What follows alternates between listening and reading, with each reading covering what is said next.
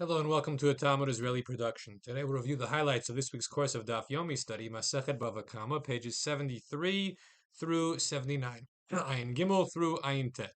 73. Amar Rava. Eidim shehuchshu ulvasof huzmu neheragin.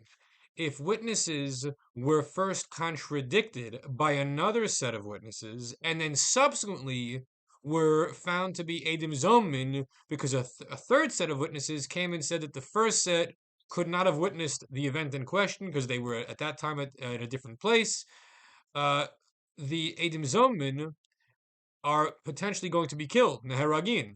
In other words, the punishment they sought to impose on the original defendants will and can be imposed upon them, despite the fact that their testimony had already been undermined by Eidei HaChasha, contradictory testimony, before they became Eidim Zomin. Why should this be true? The Gemara explains the philosophical underpinnings here. The HaChasha techilas ha'zamahi, ela shelo nigmara. That being contradicted is the opening bit of being rendered Eidim Zomin. It's just that the matter has not yet been concluded. So we're on a path to finding that these original witnesses were horribly false and that they deserve to be punished. The first stage in that was to find others who contradict their testimony, and the second stage was to find other witnesses that render them truly Eidim Zomin. 74. Ayin Dal. Ganav al pi shnayim, v'tavach umachar al pi eid echad or al pi atzmo. What happens if a person stole and there were two witnesses to confirm that this person stole, thus rendering them subject to being forced to pay back and a penalty? However, the fact that the animal in question that they stole was either slaughtered or sold was only determined by one other witness, not two, or by the open admission of the guilty party, then in those instances, Mesham Tashlume Kefil, the thief will pay the double penalty, the kefil, because there were witnesses who saw him steal. However, Eno Mesham Tashlume Dal Vehei, he will not pay the 4 or 5 times amount, which normally would be paid for an animal that was slaughtered or sold, because though that latter action was not based upon real testimony of the required two witnesses. Ayin He. 75.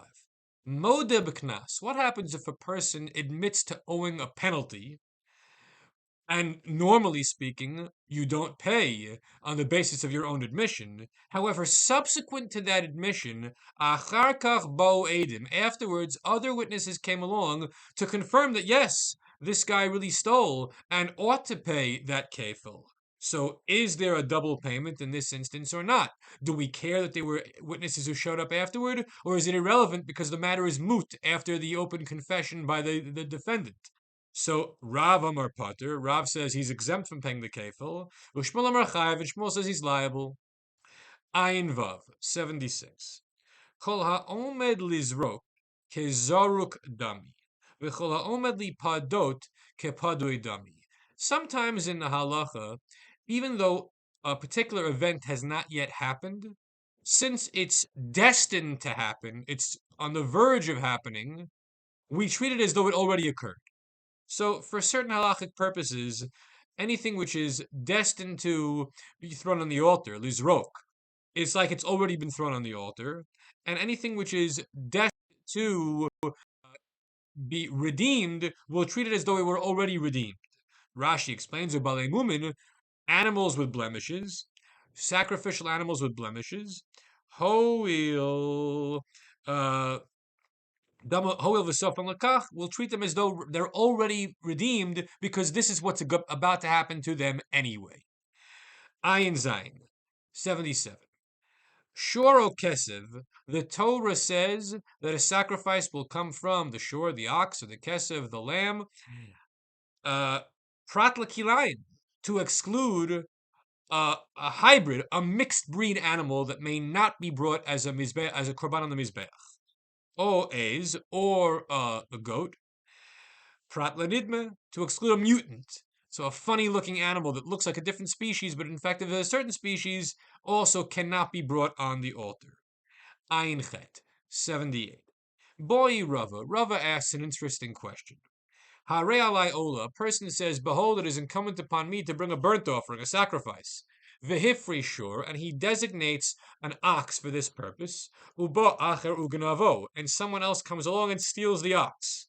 Mi patar ganav nafshe bekeves the rabbanan, ve'olata of the Rabbi Elazar ben Azariah. So can the thief satisfy his requirement to reimburse the victim by giving back not an expensive ox, but rather giving back a sheep, according to the rabbis who say that if you promise to offer a korban of as an ola, you could bring a sheep. That's the standard. Or according to Rabbi Elazar ben Azariah, you could give back a bird because even a bird could be an ola.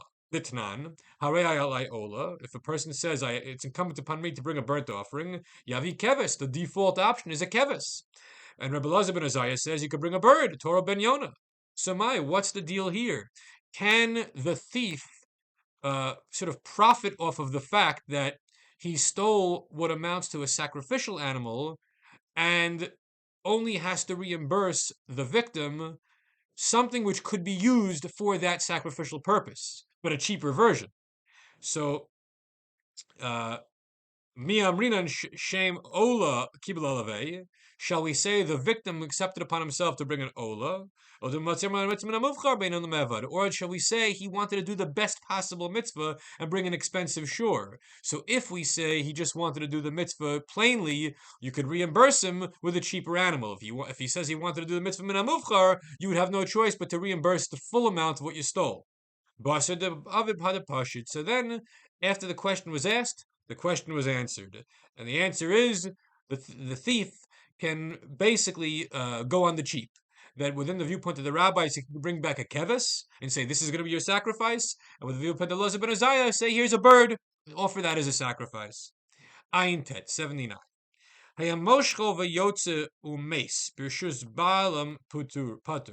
Let's say a person stealing an animal, and they're dragging the animal off the property of the original owner. But the animal dies before leaving the premises of the Baal, of the owner of the animal. The would-be thief is patur, is exempt because he never actually stole it. It never left the premises, and now it's dead. Higbio, however, if he lifted the animal up, or took it off the property, and then it died, chayav, he'd be liable, because both in the situation of lifting up, that's a form of acquisition, or taking off the property, he now has full control of the animal, and if it dies in his possession, he's the guilty party, he's got to pay. Everyone have a great week.